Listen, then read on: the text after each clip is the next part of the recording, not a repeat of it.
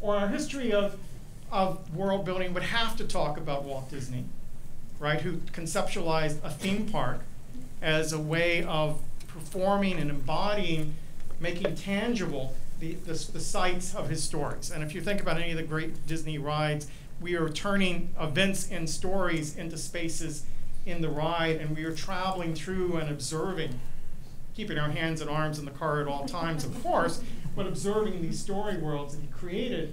And part of what's interesting about Disney is the way he breaks down the walls between stories so that it all becomes Disneyland, Disney World, as opposed to being discrete narratives.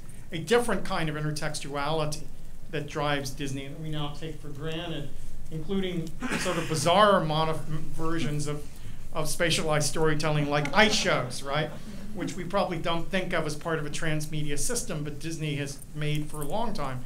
Ice shows structured around princesses or villains or whatnot, a kind of experience of his story worlds.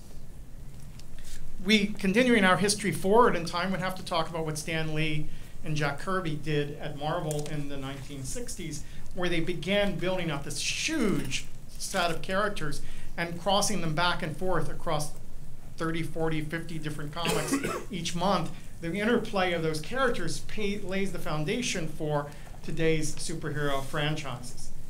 And we can see the power of that if we think about what DC did during the same time period. Gotham is able to create a really compelling TV series this year based entirely on all of the characters except for Batman, right? It's the world of Gotham City, the villains, the police, and Batman is absolutely peripheral to his own narrative because the world is compelling enough. We know enough about that world that we're willing to go there even without the protagonist.